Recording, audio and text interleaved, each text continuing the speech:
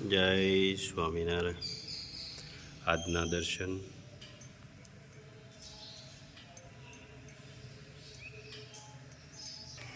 જય ગણપતિ દાદા. જય કષ્ટભંજન દેવ. જય સ્વામિનારાયણ. આજથી શરૂ થતા પવિત્ર શ્રાવણ માસથી આપણા સર્વેના જીવનમાં સુખ, શાંતિ, સમૃદ્ધિ અને સફળતા આપે તેવી દેવોના દેવ મહાદેવ શિવજીના પવિત્ર શ્રાવણ માસના આગમનથી તમને અને તમારા પરિવારને મારા અને મારા પરિવાર તરફથી પવિત્ર શ્રાવણ માસની હાર્દિક શુભકામનાઓ. ભગવાન ભોળાનાથ તમારા જીવનમાં આનંદ અને અનેરી ખુશીઓ આપે એવી પ્રાર્થના. जय स्वामीनारायण. मनुष्य अपने विश्वास से निर्मित होता है. जैसा वो विश्वास करता है वैसा वो बन जाता है. Good morning. जय स्वामीनारायण. जय श्री राम. जय श्री कृष्ण. जय माताजी. ओम नमः शिवाय. सत्यमेव जयते सिद्धेश्वर महादेवनी जय. 1 કિલો સાબુદાણા બટેકાની વેફર, 1 કિલો ચોખાની ફરફર, 1 કિલો પોક, 2 કિલો વરિયાળી,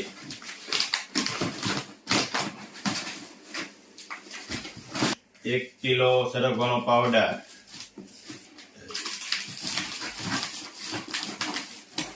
500 ગ્રામ કાચરી, 200 ગ્રામ છાશ મસાલો, 1 હેર ઓઇલ, 1 શેમ્પુ, પાપડ, 1 કિલો અડદના પાપડ, 4 કેસુડાના સાબુ,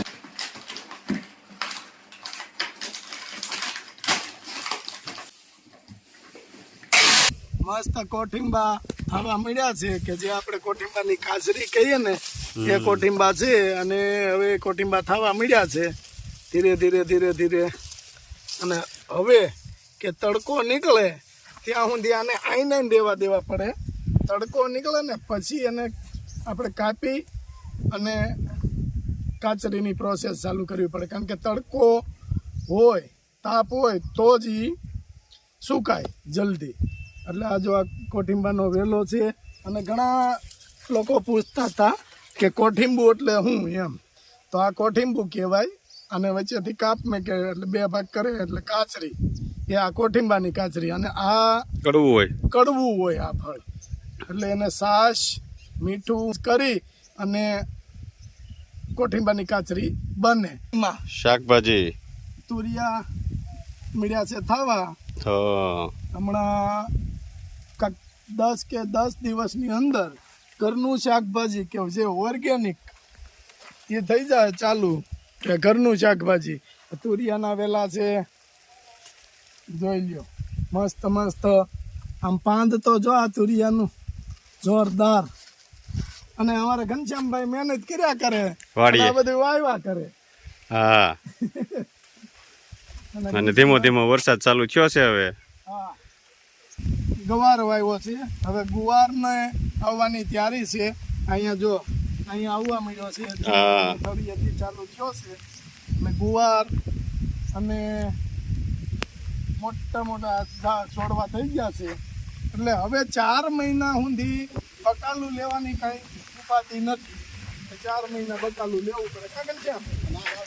અને આ લાલ ભીંડો જો દેશી આપણે કે જોઈએ જૂના વખત બિયારણ જાંબલી એકદમ આ દેશી ભીંડો કહેવાય. એકદમ જૂના વખતનું બિયારણ છે આ દેશી. હા, આ ઓરિજિનલ દેશી.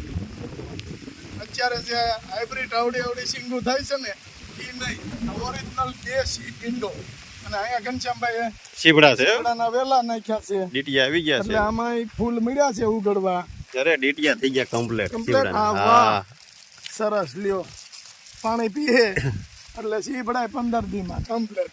અને આ આપણા સૌરાષ્ટ્રની મજા છે. જો અટાણે ખેતરમાં જઈ અને ધીમો ધીમો વરસાદ ચાલુ છે. રાજુભાઈ સામે ટેકો દઈને ઉભા રહી ગયા છે. વરસાદ આવે પછી એને પલાળવું નથી. હા, વરસાદમાં એને પલાળવું નથી. ભાઈ કેવું છે કપાસ? જોરદાર. આ કપાસ કઈ નબળો ન કહેવાય. આમ ખાલી કેમેરો જાજો હેડ ઊંધી જોઈ ગયો. હા ઓ એટલો જોરદાર કપાસ જામી ગયો છે. એની વાત પૂછો. આ વસ્તુ બધી મહેનતથી થાય. મહેનત વિનાનું થાય ઘનશ્યામ થાય. અને આપણે બધે હા શેઠે બધે કોઠીમડા ને એવું જ નાખેલું હોય. આપણે કોઠીમાં વાવેલા તુરિયા, ગલકા. અને બકાલું બધું, એટલે 4 મહિના બકાલાની ઉપાધિ નથી. ભીંડો એટલે એક નંબર હા, એમાં દેશી હો, દેશી જાંબલી. જાંબલી ભીંડો. હવે તો પણ છે ને આ જાંબલી ભીંડો આવે છે ને એમાં ફ્રૂટે જાંબલી આવવા મળ્યા છે. ઓલા બબુચક ને ઈ બધું અને સામે જો પહેલા કાકાએ કલમું સોંપી દીધી છે. સોંપી છે, 2 વર્ષની અંદર કેરી આવવા મળશે.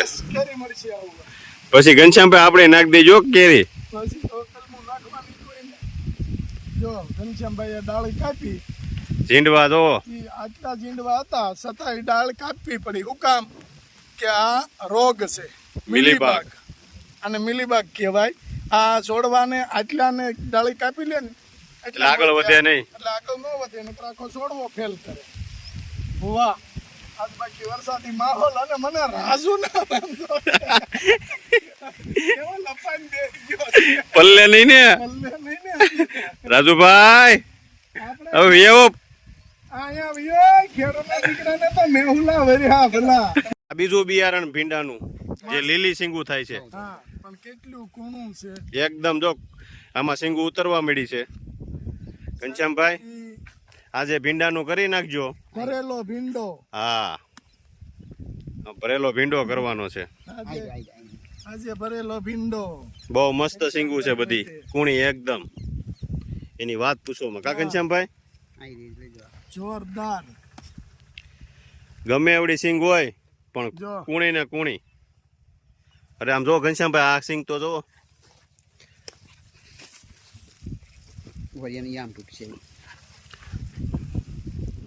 જોરદાર સિંગ છે ઓય. એ ઘટે જ નહીં. સમજો વાહ, જો આ એકદમ મોટી કૂણી. સિંગનો ભીંડો એકદમ કુણી હો. એકદમ મસ્ત કૂણી છે બધી. આજે ભરેલો ભીંડો અને લાલ જો અહીંયા રહી ગઈ. આમાં ખેડૂને ગમે એટલું હોય ને તો નજરમાંથી સૂકી જ જાય. એને તપાસવી પડે ધીમે ધીમે બધી. એને જોઈને ઉતારવું પડે બકાલું. વાહ, એકદમ કૂણો ભીંડો. અને કરી નાખો ઘનશ્યામભાઈ, આજ ફોન કરજો, ભીંડો લઈને આવું છું. અને ઓલાની ગોળે કે કોઈ પણ પેસ્ટિસાઇડ વિનાનો. હા સરસ. ઘનશ્યામભાઈ લાઈટ આવી ગઈ છે, હા.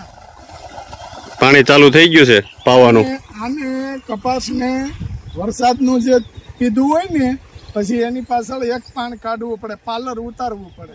પાર્લર ઉતારી દે એક ફેરવું, પછી જે વરસાદ આવે ને એટલે છોડવો નથી કહેતા કે રાતે વધે નહીં એટલો દીએ વધે ને દીએ ન વધે એટલો રાતે વધે. એટલે કપા આવશે. હવે અઠવાડિયામાં કઈ ખબર નહીં પડે આમાં અંદર. અહીંયા સિંહ રહેતા હોય તો નહીં ખબર પડે. હા, દૂર થઈ જવાનું છે. આપણે ઓલી વાડીએ ત્યાં તો દીપડો આવી ગયું છે, 2 બચ્ચા અને 1 દીપડો. એટલે ઘનશ્યામભાઈ ઓછા જતા લાગે છે. હા, જનાવરથી બી ખેતર કેમ થાય? નો જ બીવાય ને. આ દેશી છે કે આ ભીંડો આપણે ઘણા ટાઈમ આપણે થાય છે દેશી.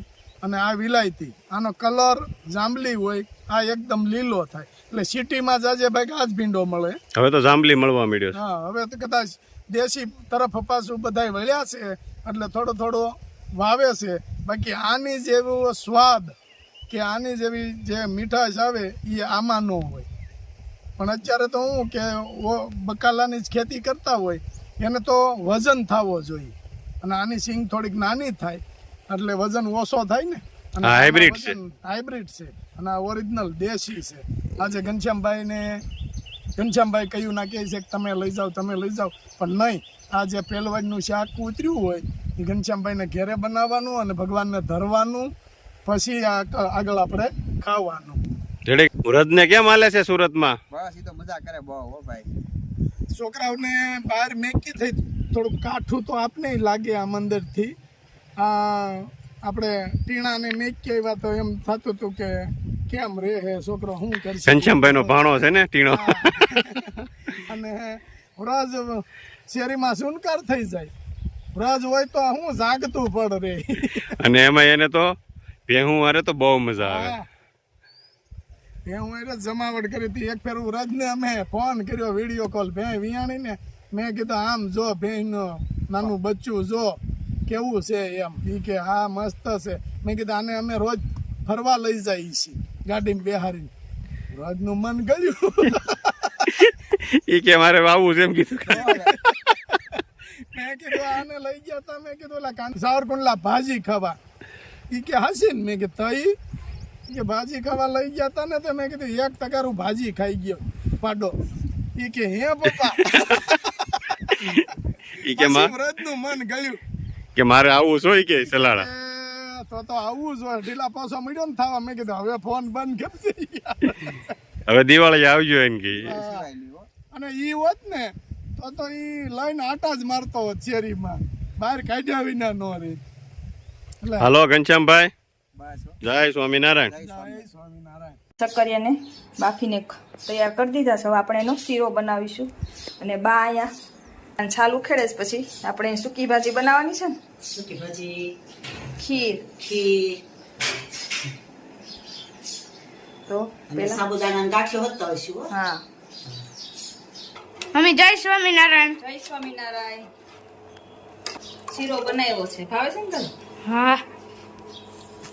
દૂધ નાખી દીધું છે હવે. અને આપણે ધીમે ધીમે ઉકળવા દઈશું. પછી હમણાં બા બટેટા ફોલી લઈને એટલે સૂકી ભાજી વઘાર નાખવાની. અહીંયા ખીર ઉકળી રહેશે ધીમે ધીમે. તેલ મૂકવાનું છે. આ છે મીઠો લીમડો, આદુ મરચાંની પેસ્ટ ને સિંગદાણાનો જે પાવડર કરવાનો છે. છેલ્લે હવે નાખવાનો સૂકી ભાજીમાં. ઘરે બનાવી ગાંઠિયો તળાય છે.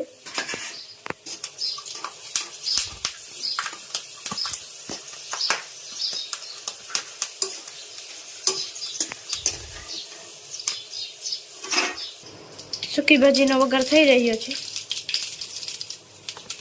આખું જીરું, આદુ મરચાંની પેસ્ટ ને લીમડો, અડનો, કાચો.